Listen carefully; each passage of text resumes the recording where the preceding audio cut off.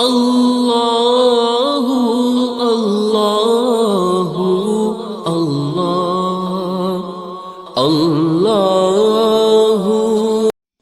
میرے رسول پاک صلی اللہ علیہ وسلم کا ایک فرمان ہے مصنف عبد الرزاق میں، یہ حدیث آپ نے آج یاد رکھنی ہے۔ نبی پاک صلی اللہ علیہ وسلم نے فرمایا کسی آدمی کے نماز اور روزے سے متاثر نہ ہونا، پہلے دیکھ لینا کہ وہ امانت دار ہے کہ نہیں۔ کسی کے نماز روزے سے متاثر نہیں ہونا، پہلے دیکھ لینا کہ دیانت دار ہے کہ دیکھنا لوگوں کی جیبوں پہ کتنی نظریں ڈالتا ہے۔ فرمایا بہت سارے نماز روزے والے دھوکے بازی کرتے ہیں، دیانتی نہ کریں، اپنے عہدے کا پاس رکھیں، اپنے منصب کا خیال رکھیں۔ عہدہ جس جگہ آپ موجود ہیں آپ کی ذمہ داری ہے۔ میرے رسول پاک صلی اللہ علیہ وسلم نے فرمایا ہر بندہ تم میں سے نگران ہے، اور جو اس کی رعایا ہے اس کے بارے میں اس نے جواب دینا ہے۔ کبھی بھی بددیانتی نہ کریں۔ ہم لوگوں کا پہلے اعتماد حاصل کرتے ہیں، پھر اس اعتماد کو ٹھیس پہنچاتے ہیں۔ اس کا نقصان پتہ کیا ہوتا ہے؟ دنیا میں سب سے کمزور شخص وہ ہوتا ہے جس پر کوئی اعتبار نہیں کرتا۔ جس کا اعتماد ضائع ہو جائے وہ آدمی بکھر جاتا ہے۔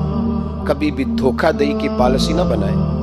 ہم لوگوں سے مفادات لینے کے لیے اپنے رویے میٹھے کرتے ہیں، اور جب کام نکل جاتا ہے پھر ہمارے رویے بدل جاتے ہیں۔ یہ دھوکہ ہے، یہ بددیانتی ہے، اس کو اللہ رسول نے پسند نہیں کیا۔ میرے نبی پاک علیہ السلام نے فرمایا جس میں تین باتیں پائی جائیں وہ تو منافق ہے۔ اگرچہ علماء کہتے ہیں یہاں منافق اعتقادی مراد نہیں، منافق عملی مراد ہے، لیکن حضور نے فرمایا منافق ہے۔ یا رسول اللہ کون؟ فرمایا وہ بندہ جب بات کرے تو جھوٹ بولے، جب وعدہ کرے تو مخالفت کرے، جب امانت رکھی جائے تو بددیانتی کرے، یہ تو بندہ منافق ہے۔ حضرت ابو نور علیہ رحمہ نے لکھا ہے، فرماتے ہیں محمود غزنوی کا دور تھا تو ایک آدمی محمود غزنوی کے پاس نا اپنا کیس لے کے آیا، مدعی بن کے آیا۔ اس نے کہا بادشاہ میرا کیس بڑا نرالا ہے۔ بادشاہ سلامت نے کہا وہ کس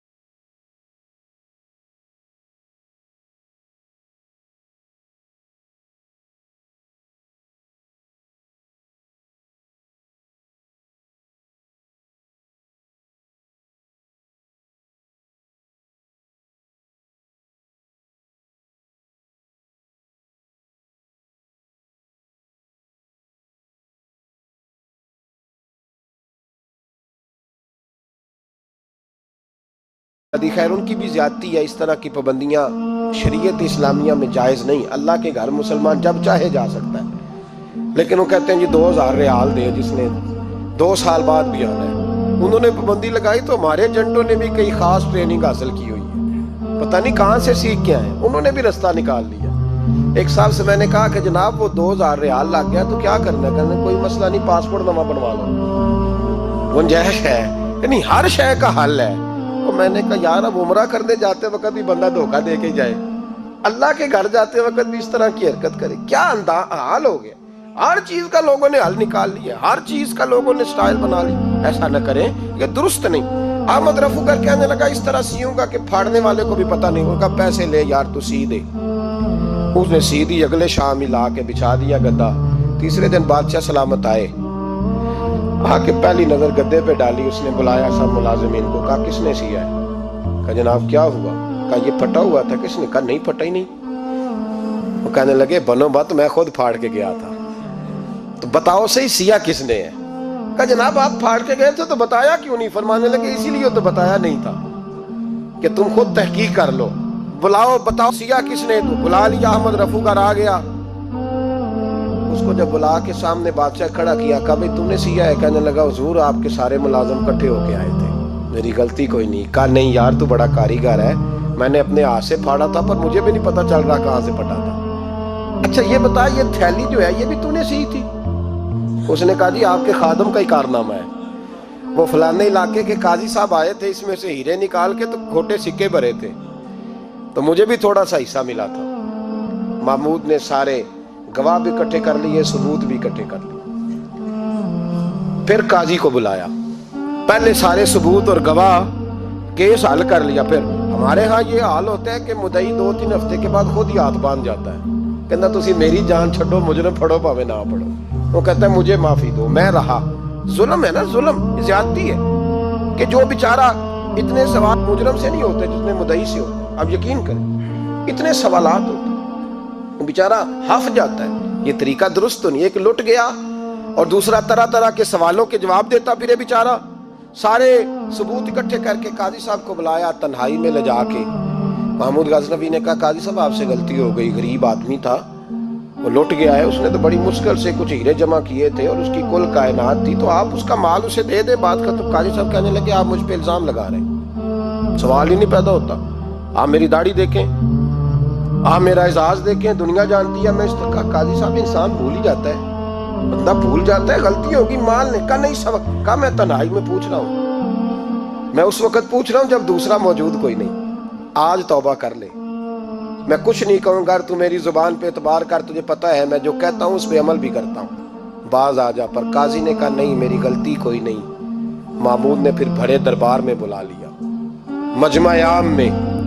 مہلت کے دنوں میں جو توبہ کر لے وہ بچ جاتے ہیں, لیکن لوگ رسوائیوں کے دنوں میں پھر واپس لوٹتے ہیں اگلا گھر دیکھ کے, پھر حالات اور طرح کے ہو چکے ہوتے ہیں. جب بڑے دربار میں قاضی کو بلایا, بھائی تو مانتا ہے کہ نہیں؟ اس نے کہا نہیں. تو کہا بلاؤ احمد رفو گر کو. جب احمد رفو گر آیا تو بوڑھے قاضی کی ٹانگیں کانپنے لگی, جملے ٹوٹنے لگے, لفظ زمین پر گرنے لگے, بات صحیح نہیں ہوتی, زبان لڑکھڑانے لگی. محمود کہنے لگے قاضی میں نے تجھے کہا تھا وہاں مان جا بات, اب بڑے دربار میں بول. جب قاضی صاحب کی گردن خود بخود جھک گئی تو دنیا سمجھ گئی. کہا نکل جا میرے دربار سے. محمود بولے نکل جا, اتنی تجھے عزت دی, اتنی بڑی تنخواہ دی, قاضی بنایا, اور یہ تھوڑی سی رقم کے لیے, تھوڑی سی رقم کے لیے تو بددیانت ہو گیا, چل چلا جا, نکل. قاضی دربار سے نکلا تو لوگ لعنتیں برسانے لگے. کل جو دکانیں چھوڑ کے سلوٹ کرنے آتے تھے وہ کہنے لگے اس کی عمر دیکھو, اس کے کام دیکھو, دیکھو اس نے کیا کیا.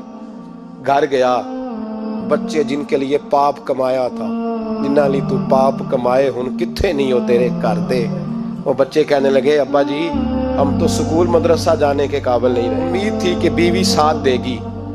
وہ کہنے لگی میں میکے کیسے جاؤں گی, گلی کی عورتیں طرح طرح کی باتیں بناتی ہیں. اور بھائی کامیابیوں کے بڑے سربراہ ہوتے ہیں, کوئی کامیاب ہو جائے تو سارے کہتے ہیں میری سپورٹ سے ہوا ہے. ناکامیاں ہمیشہ یتیم ہوتی ہیں, ناکامیوں کا کوئی سربراہ نہیں ہوتا. جب تک تو قاضی تھا تو بڑے بات تھی, ہر بندہ کہتا تھا رشتہ دار ہے. رسوائی ہو گئی تو وہ تیری آنکھ ہو یا سنگ ملامت کی چبھن, کون پہنچا ہے میرے درد کی گہرائی تک, دور شہرت میں تو یاروں نے کیا یاد بہت، ساتھ آیا نہ کوئی کوچے رسوائی تک، اور میاں صاحب کہنے لگے ساری عمر ہی آٹا گد ہے، میں لکھاں کیتے نہیں پیڑے، اب وقت آیا ہی تے محمد بخشا کوئی نہیں ہوں بیٹھا نیڑے، حالات ہی بدل گئے۔ قاضی خاموشی سے اندر چلا گیا، اپنی رسوائی سمیٹ کے بستر پہ لیٹا، نہ روٹی کی بھوک لگی، نہ پانی کی پیاس لگی، نہ نیند آئی، ساری رات تڑپتا رہا۔ سویرے گھر والوں نے دروازہ کھولا تو روح پرواز کر گئی تھی، دنیا چھوڑ گیا۔ حضرت ابو نور علیہ رحمہ بولے، فرمانے لگے یاد رکھو کبھی بددیانتی نہ کرنا، کبھی، یہ تو محمود غزنوی کی عدالت تھی، قیامت میں رب کریم کی عدالت لگے گی۔ اور فرمایا وہاں تو گواہی دینے والا احمد رفو گر تھا، قیامت میں تو تمہارے اپنے ہاتھ پیر گواہیاں دیں گے، ہمارا اپنا وجود گواہی دے گا۔ اور فرمایا یہاں تو لانتے دنیا دار برساتے تھے، وہاں فرشتے ہوں گے۔